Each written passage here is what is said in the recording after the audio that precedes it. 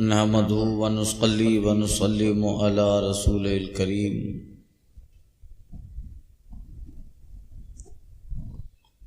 اما بعد فاعوذ بالله من الشیطان الرجیم بسم اللہ الرحمن الرحیم ثم بعثنا من بعدهم موسى وهارون إلى فرعون وملئه بآياتنا فاستكبروا وكانوا قوما مجرمين فلما جاءهم الحق من عندنا قالوا إن هذا لسحر مبين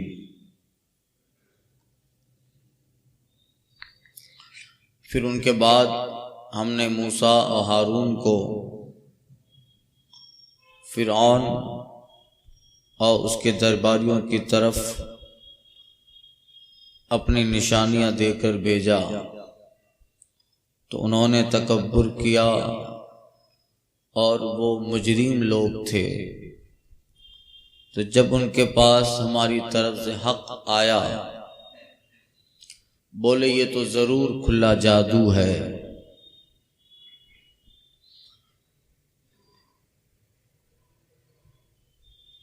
پچھلی آیت کریمہ میں حضرت نوح علیہ السلام کو ان کی قوم کی طرف بھیجنے کا ذکر تھا، اور ان کے بعد نام کے بغیر انبیاء کا تذکرہ ہوا۔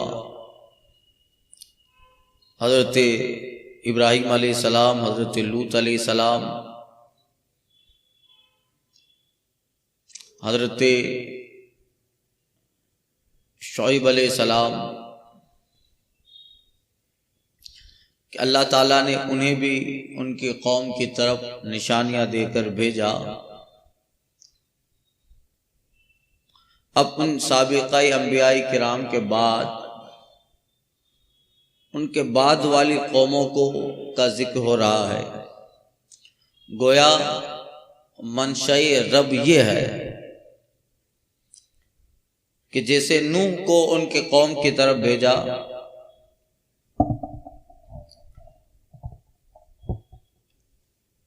اور دیگر انبیاء کرام کو حضرت موسیٰ تک ان کے قوم کی طرف بھیجا، اسی طرح ہم نے ان کے بعد والی قوم کو بھی آزاد نہ چھوڑا، بلکہ انسانوں سے محبت کی وجہ سے پھر بھی سلسلہ نبوت جاری رہا، کہ وہ قومیں اس سے پہلے گناہ کر چکی تھی، رب کا انکار کر چکی تھی۔ حضرت نوح اور حضرت لوط علیہ السلام، حضرت شعیب علیہ السلام، وَإِلَىٰ مَدْيَنَ أَخَاهُمْ شُعَيْبًا، اور ان کا ذکر ہوا۔ جبکہ کئی انبیاء کرام تشریف لے آئے اور ان کے قومیں انہیں جھٹلا چکی، اور ان میں سے چند ہی ایمان لے آئے، مگر پھر بھی انسانوں سے جو رب کو محبت ہے، اللہ تعالیٰ نے اس محبت کی وجہ سے سلسلہ نبوت کو بند نہ کیا، جاری رکھا، کیونکہ اگر پھر ان انبیاء کرام کے بغیر اگر ان قوم کو آزاد چھوڑ دیا جائے تو جس طرح کمزور جانور کو آزاد چھوڑنا اس سے دشمنی ہوتی ہے، اس کے لیے چوکیدار اور محافظ اور اس کے گلے کی رسی اور اس کی قید، اس کمزور جانور کی پابندیاں حقیقت میں اس کے حق میں رحمت ہوتی ہیں۔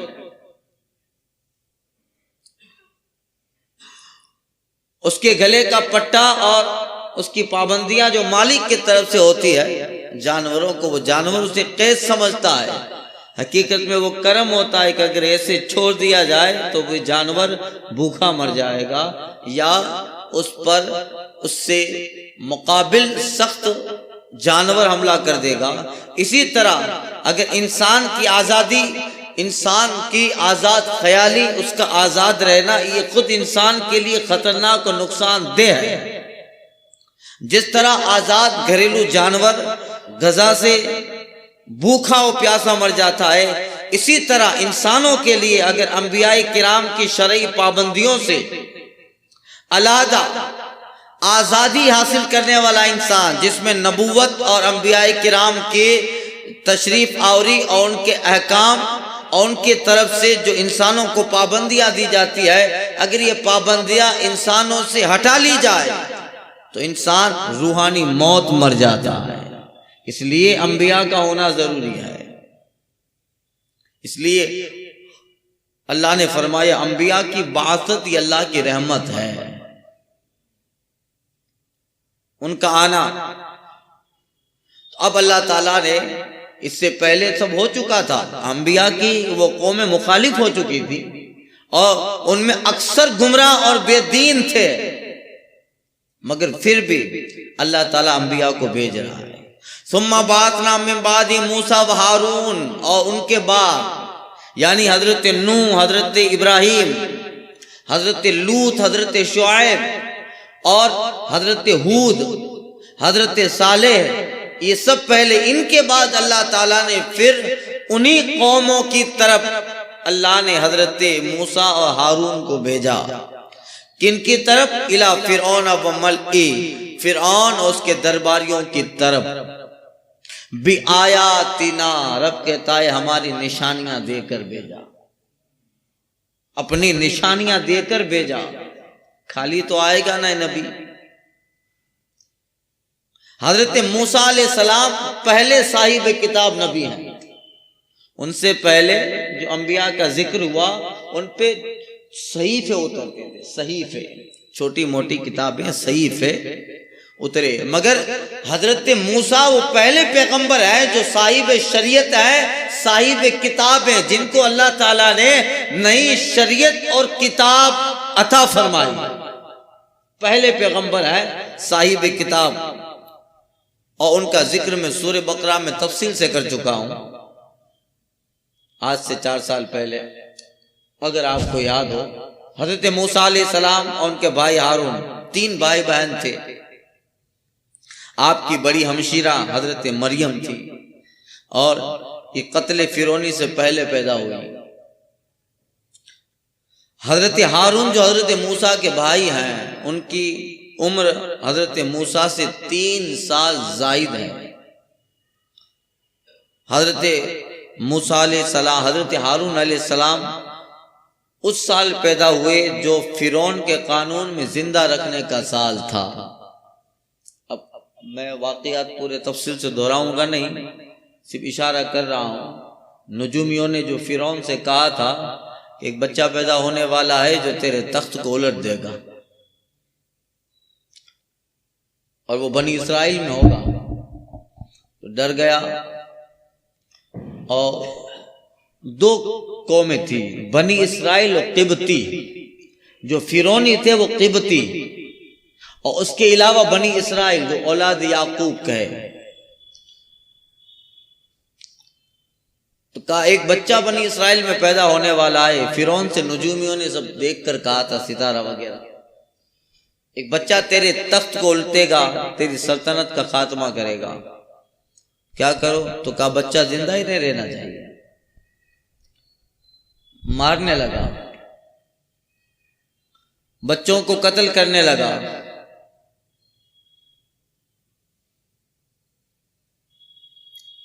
اور اتنے بچے قتل کیے، اتنے قتل کیے کہ پھر اس کے درباری لوگ کہنے لگے کہ اگر سب کو قتل کر دے گے تو پھر چونکہ یہ بنی اسرائیلی ہے جو ہماری خدمت کر رہے ہیں، یہ کمزور غریب لوگ ہیں، یہ ہمارے نوکر ہیں خدمت، تو پھر سب ہو جائیں گے، پھر جو پرانے ہیں وہ بوڑھے ہو رہے ہیں، اور جو نئے آ رہے ہیں ان کو قتل کر رہے ہیں، تو پھر خدمت کون کرے گا؟ باغوں کی رکھوالی، درباریوں کا کام۔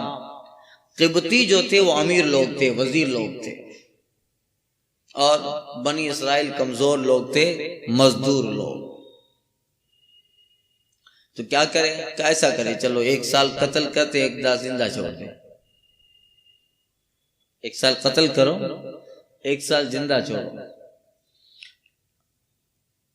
اللہ کی قدرت کہ جو قتل کرنے کا سال تھا اسی سال حضرت موسیٰ پیدا ہوا، اور جو زندہ چھوڑنے کا سال تھا اس میں حضرت ہارون آئے. لڑکوں ہی کو قتل کرتا تھا، لڑکیوں کو تو چھوڑ دیتا تھا، کیونکہ جو سلطنت کو ختم کرے گا وہ لڑکا ہی ہوگا بنی اسرائیل کا. وَإِذْ نَجَّيْنَاكُمْ مِنْ آلِ فِرْعَوْنَ يَسُومُونَكُمْ سُوءَ الْعَذَابِ إِذْ يُذَبِّحُونَ أَبْنَاءَكُمْ وَيَسْتَحْيُونَ نِسَاءَكُمْ وَفِي ذَلِكُمْ بَلَاءٌ مِّن رَبِّكُمْ عَظِيمٌ. اور یاد کرو اللہ کا احسان بنی اسرائیل. یہود سے کہا جا رہا ہے جب تمہیں فرعون و فرعونیوں سے اللہ نے نجات دی،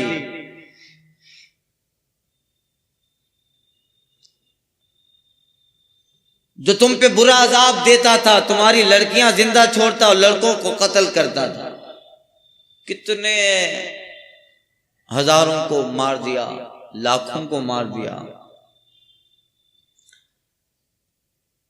اب جب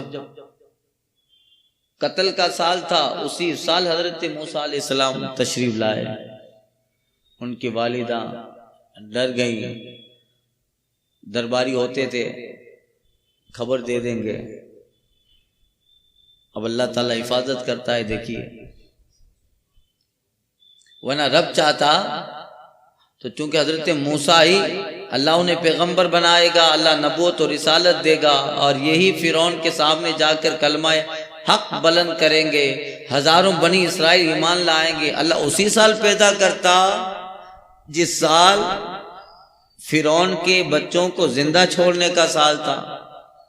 مگر اب قدرت دکھانا چاہتا ہے، عظمت دکھانا چاہتا ہے کہ جو فرعون کا تخت الٹنے والا ہے، رب چاہے تو وہی موسیٰ فرعون کے دربار میں پرورش پا رہا ہے اور اسے مطلقاً اس کا احساس تک نہیں. حضرت موسیٰ کی جو بہن تھی انہوں نے اپنی ماں سے کہا کہ کیا کریں گے، تو درباری دایا جو تھی، دایا رکھی گئی تھی، جہاں بھی بچہ پیدا ہوتا فوراً دیکھتی، لڑکا ہے تو لے جاتی، لڑکی ہیں تو زندہ چھوڑتی. دایا جو دیکھنے آئی، حضرت موسیٰ اتنے حسین تھے کہ دایا ان پہ جو ہے محبت کی وجہ سے فرشتہ ہو گئی. گھر اتنا حسین بچہ ہے عمران کا، اس کو کیسے قتل کریں؟ مگر باہر درباری کھڑے ہیں، ان کو بتانا ہے فرعون کے درباری ہیں. ایک بکری کا بچہ ذبح کر لیا، اس کا خون لگایا اور درباری کو بتا دیا چلو لڑکا ہوا تھا قتل کر دیا، خون دکھایا نشانی کے طور پہ، چلے گئے. حضرت موسیٰ پرورش پانے لگے. کچھ دن گزرے، فرعون کو نجومیوں نے خبر دی، اے فرعون، دیکھیے مصر کا جو بادشاہ ہوتا تھا اس کا لقب فرعون ہوتا تھا. اس فرعون کا نام ولید بن مصعب تھا. کیا تھا؟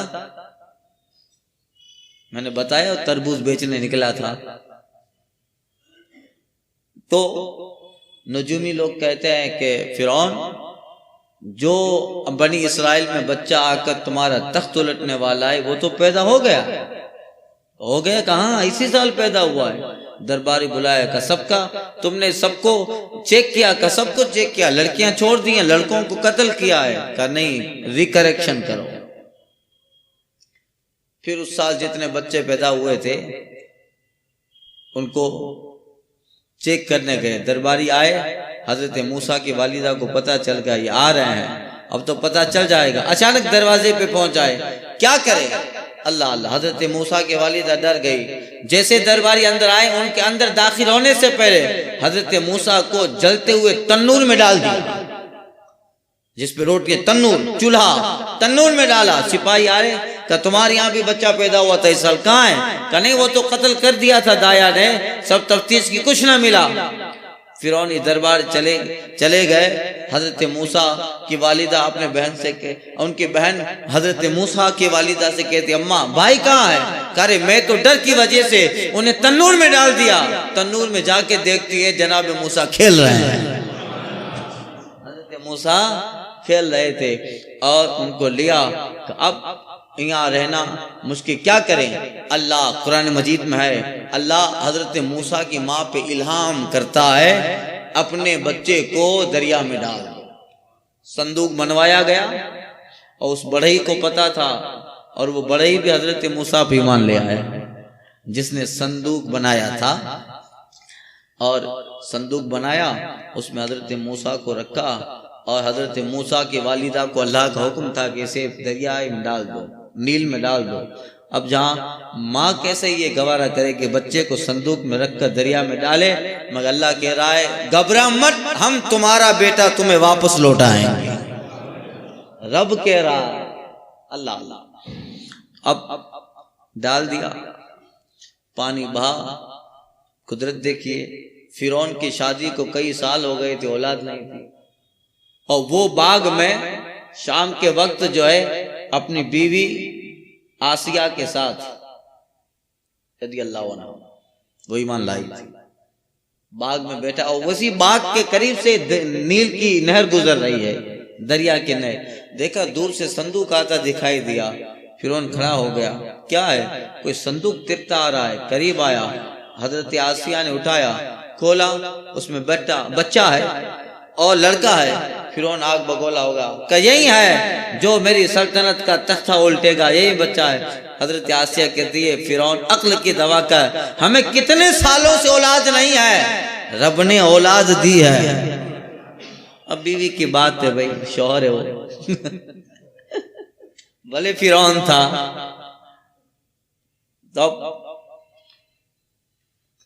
حضرت موسیٰ علیہ السلام کو حضرت آسیہ نے لیا اور دربار میں، یہ وہ مختصر میں بتا رہا ہوں، اس کو میں کئی دن تک چلا چکا ہوں، پہلے پاس سورہ بقرہ میں پرورش پانے لگے فرعون کے دربار میں۔ بڑے جلالی تھے حضرت موسیٰ علیہ السلام۔ صبح فرعون بھی گود میں لیتا، حضرت آسیہ بھی گود میں لیتی۔ ایک دن فرعون گود میں لیا ہوا تھا، حضرت موسیٰ نے زوردار تماچا لگا دیا، کہا بھی مجھے بڑا ہونے دے، پھر میں تیرے خاتمے کے لیے ہی آیا ہوں۔ اندھیرے کا جگر چیر کر اجالا آئے گا، جب فرعون آیا ہے تو موسیٰ بھی آیا۔ اب جو ہے فرعون حضرت آسیہ سے کہتا ہے نہیں یہی بچہ ہے، کہا رہے یہ بچہ ہے تمہاری گود میں تھا، تماچا لگا، نہیں اس کا کیا بولتے ایکسپیریمنٹل کرتے ہیں، کیا کرے؟ آگ جلاؤ، ایک تھالی رکھی جس میں سونا رکھا اور آگ رکھی، کہا اگر بچہ ہے تو اسے پتہ نہیں چلے گا نا کہ یہ سونا ہے، یہ آگ کا انگارہ ہے۔ ٹھیک ہے، رکھا گیا۔ حضرت موسیٰ علیہ السلام تھالی کی طرف جا رہے تھے، حضرت جبریل نے آ کر آپ کو آگ کی طرف موڑ دیا اور آپ نے آگ کا انگارہ اٹھا لیا۔ حضرت آسیہ کے دیکھا سمجھدار نہیں ہے، بچہ ہے، ورنہ تو آگ کی طرف نہ جاتا۔ آگ کی طرف جانا اس بات کی دلیل ہے کہ تم پہ جو تماچا لگایا وہ بھی بچہ۔ خیر بیوی تھی جناب آسیہ، اور پھر وہ یہ تھا کہ حضرت موسیٰ علیہ السلام دربار میں کسی کا دودھ نہیں پیتے تھے، اور بھوک بڑھتی، اور حضرت آسیہ کو اور خاص جو فرعون کے تھے ان سب کو تکلیف ہوئی کہ کیا دودھ نہیں پیتا ہے بچہ۔ اب دیکھیے فرعون کے دربار میں حضرت موسیٰ کی ہمشیرہ حضرت مریم کام کرتی ہیں۔ جب دیکھا کہ جس بھائی کو صندوق میں ڈال دیا تھا وہ آتے آتے یہاں آ گیا ہے، اور اب پتہ چلا کہ یہ موسیٰ یہ یعنی بچہ کسی کا دودھ نہیں پیتا، حضرت موسیٰ کی بہن حضرت مریم آسیہ رضی اللہ عنہ سے کہتی ہے میں اپنے شہر میں ایک ایسی عورت کو جانتی ہوں جس کا دودھ ہر کوئی بچہ قبول کرے گا، کہ جاؤ جاؤ بلا کے لے آؤ۔ حضرت مریم جو تھی موسیٰ کی بہن اپنی ماں حضرت موسیٰ کی ماں کو بلا کے لے آئی۔ اب حضرت موسیٰ کی والدہ روز دودھ پلاتی ہے، اللہ کا وعدہ پورا ہوا، ابھی ڈالو ہم اسے تمہاری ہی طرف لوٹائیں گے۔ یہ خیر یہ ساری باتیں ہوئی، حضرت موسیٰ علیہ السلام وہاں پرورش پائے، اور پھر وہ قبطی کا واقعہ پیش آیا۔ ایک قبطی سے بنی اسرائیل سے قبطی لڑ رہا تھا، حضرت موسیٰ نے تماچا مارا، وہ مر گیا۔ دوسرے دن پھر ایسا ہی ہوا کہ حضرت موسیٰ علیہ السلام نے دیکھا کہ وہی بنی اسرائیل کسی اور قبطی اور فرعونی سے لڑ رہا ہے، تو بنی اسرائیل کا آدمی یہ سمجھا کہ کل بھی میں لڑ رہا تھا ایک آدمی سے، آج بھی میں کسی آدمی سے لڑ رہا ہوں۔ تو موسیٰ علیہ السلام آ رہے ہیں سامنے سے، اب گویا وہ سمجھ جائیں گے کہ غلطی میری ہے، روز روز میں لڑتا ہوں۔ تو حضرت موسیٰ قریب آئے، اس سے پہلے وہ بنی اسرائیل کہتے اے موسیٰ مجھے مت مانا، جسے کل اس کو مارا تھا تو مر گیا تھا۔ تو پتا چلا کہ حضرت موسیٰ نے ہی تماچا مارا تو مر گیا۔ یہ بات شہر میں پھیل گئی، اور جب اللہ تعالیٰ کا حکم ہوتا ہے اے موسیٰ اب مصر چھوڑو، اب مدین تشریف لے گئے۔ واقعہ آپ نے سنا ہے، حضرت شعیب علیہ السلام کے پاس تشریف لے گئے۔ واقعہ ہوا آپ کی 2 صاحبزادیاں جناب شعیب کی پانی بھرنے آئی تھی، جناب موسیٰ مدد کرتے ہیں اور حضرت شعیب کے پاس لے گئے۔ پھر بہت طویل عرصہ وہاں پہ رہے، اور حضرت شعیب علیہ السلام نے اپنی بیٹی حضرت صفورہ کا نکاح حضرت موسیٰ سے کیا، اور پھر یہاں اللہ تبارک و تعالیٰ کا حکم ہوا، کچھ سال رہے، پھر ہوا اب فرعون کی طرح واپس لوٹو، اور پھر وہ مدین جارڈن چھوڑ کر مصر کی طرف جا رہے ہیں۔ خیر، ثم بعثنا من بعد موسیٰ وہارون الی فرعون وملئہ بآیاتنا، پھر ان کے بعد ہم نے موسیٰ و ہارون کو فرعون اور اس کے درباریوں کی طرف اپنی نشانیاں دے کر بھیجا۔ اللہ تعالیٰ نے بہت ساری نشانیاں دی تھی۔ حضرت موسیٰ علیہ السلام کو رب کی طرف سے 9 معجزات عطا ہوئے تھے، جن میں بعض جلالی تھے۔ جلالی معجزے قہر و عذاب کے تھے، مگر اس میں ہلاکت مقصود نہیں تھی۔ پھر بھی کچھ لوگ اس کتاب نے لا کر مر گئے تھے، ہلاک ہو گئے تھے۔ سانپ بن جانا عصا کا، ید بیضا، حضرت موسیٰ کا ہاتھ چمکتا تھا، جب یہاں سے نکال لیتے ہاتھ چمکتا تھا، ید بیضا، ابھی وہ ہاتھ جس پہ رکھ دیتے اس کو شفا مل جایا کرتی تھی۔ ید بیضا، اور ہوا کا طوفان، پھر مکڑی کا پھیلنا، جوں پیدا ہونا، مینڈک پیدا ہونا، فون، یہ سب تفصیل سے عذابوں کا ذکر میں کر چکا ہوں۔ طرح طرح کے عذاب آتے تھے، اور بار بار حضرت موسیٰ کی طرف آتے تھے۔ جوؤں کا عذاب آیا، مینڈک کا عذاب آیا، یہاں تک کہ ان کے سالن کے کٹوروں میں مینڈک گر جایا کرتے تھے، جوئیں گر جایا کرتی تھی، طوفان آیا، ہوا آئی، اتنے سارے عذاب آئے، اور ایک خون کا عذاب آیا تھا بنی اسرائیل اور فرعونیوں پر۔ اتنا سخت عذاب تھا کہ پانی خون بن جاتا، سالن خون بن جاتا، زمین سے پتھر اٹھاتے تو خون نکلتا۔ پھر حضرت موسیٰ کی طرف آتے، اب ہم توبہ کرتے ہیں، اب ہم اللہ اور جس رب کی تم دعوت دے رہے ہو ہم اس رب کو مانتے ہیں۔ حضرت موسیٰ دعا کرتے، عذاب ختم ہو جاتا۔ کچھ سال گزرتے، پھر سرکشی کرنے لگتے، بار بار عذاب آتا، بار بار نہ اتنا سب دیکھتے رہے، مگر جو ہے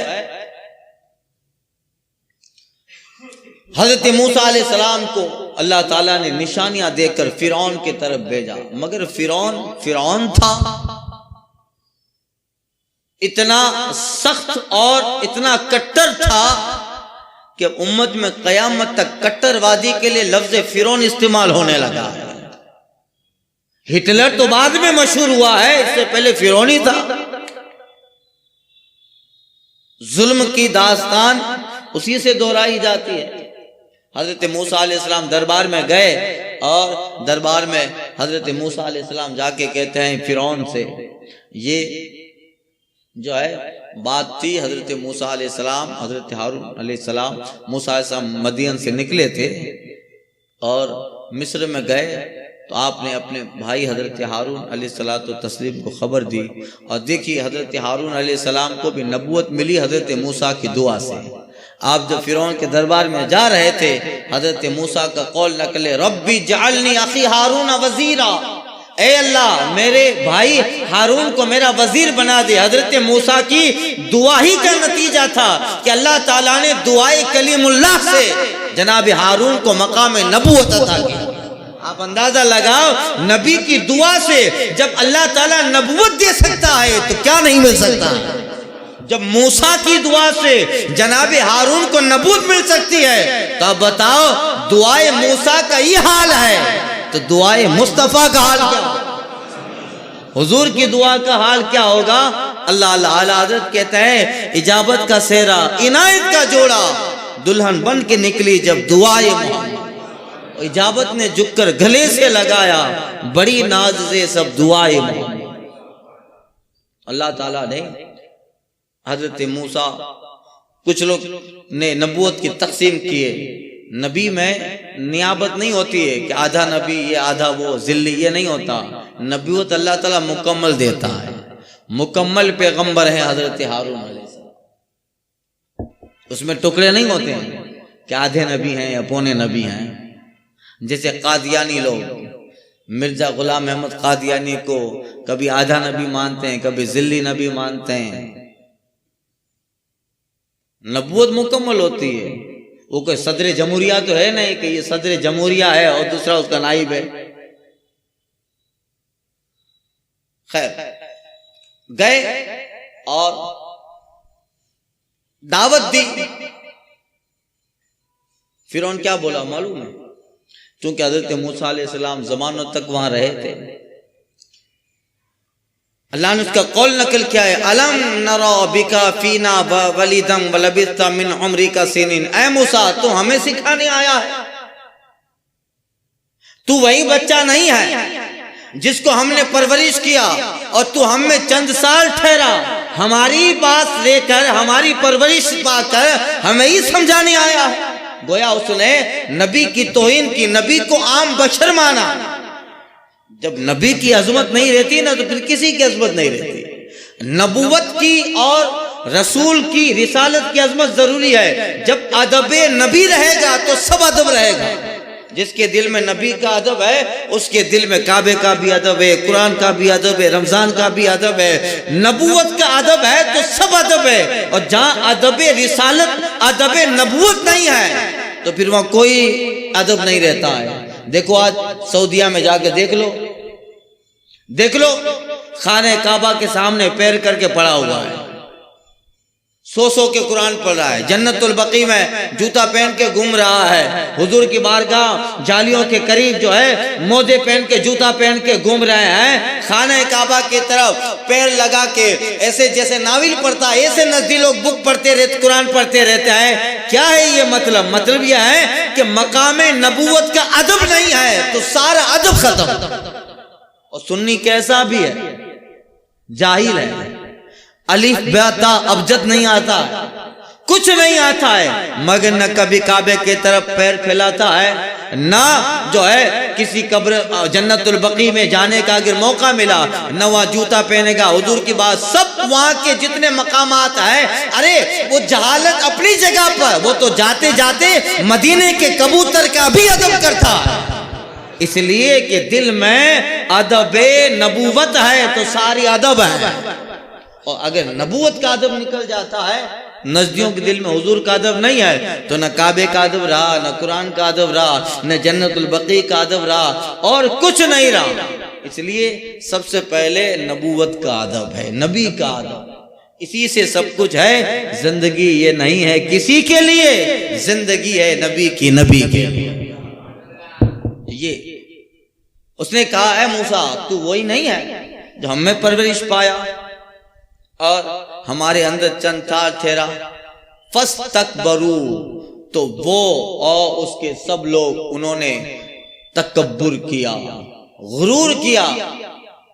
وَكَانُوا قَوْمًا مُجْرِمِينَ، اور وہ پہلے ہی سے مجرم تھے، جرم کی عادی تھے۔ ایسا نہیں کہ اب جناب موسیٰ علیہ السلام و ہارون آئے ہیں اب ان کے سامنے نہیں جرم کا ارتکاب ہو رہے، نہیں، عادت تھی، نسل میں یہ ساری چیزیں تھی۔